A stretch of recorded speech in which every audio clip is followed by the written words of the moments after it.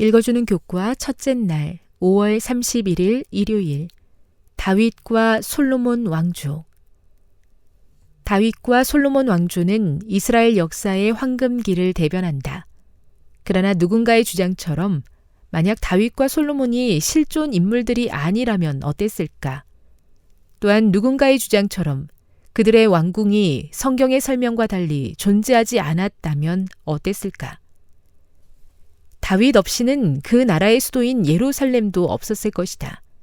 다윗이 없었다면 그의 아들 솔로몬이 지은 성전도 없었을 것이다.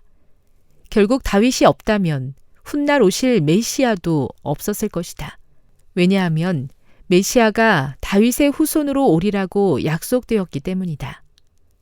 만약 그렇다면 이스라엘의 역사는 통째로 다시 쓰여져야 할 것이다. 그러나 성경에 있는 역사가 바로 이스라엘 백성과 교회에 독특한 역할과 사명을 부여한 그 역사이다. 사무엘상 17장을 읽어보라. 어떻게 하나님은 이스라엘 백성에게 결정적인 승리를 안기시는가? 이런 승리에 익숙한 사람은 누구인가? 어디에서 그런 승리가 생기는가? 사무엘상 17장 1에서 3절에서 설명하는 정확한 지리적 묘사에 주목하라. 키르벳 케이아파는 이 장의 설명대로 이스라엘 진영이 있었던 구릉 지역에 위치하고 있다. 최근 계곡이 내려다 보이는 이곳에서 철저하게 요새화되어 있는 사울과 다윗 시대의 군사 도성이 발굴되었다. 그리고 동시대에 속하는 2개의 성문도 발굴되었다. 일반적으로 고대 이스라엘의 도성에 성문이 하나밖에 없었던 것을 고려한다면 이러한 특징은 히브리어로 2개의 문을 의미하는 사하라임의 위치를 하기하는 데 일조한다. 이것이 맞다면 우리는 고대 성경의 한 도시를 최초로 확인하는 셈이다. 2008년과 2013년에 지금까지 발견한 히브리 문서 중 가장 오래된 것으로 간주되는 2개의 명각이 발견되었다. 둘째 명각에는 사울의 아들의 이름과 같은 에스바알이 언급되어 있다. 1993년 텔단이라는 북부 도시에서 진행된 발굴 조사에서 다메섹 왕 하사엘이 이스라엘 왕과 다윗의 집에 대한 자신의 승리를 기록한 기념비 문이 출토되었다.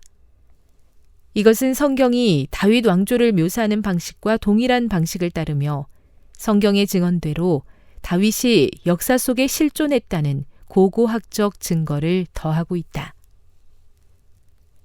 교훈입니다.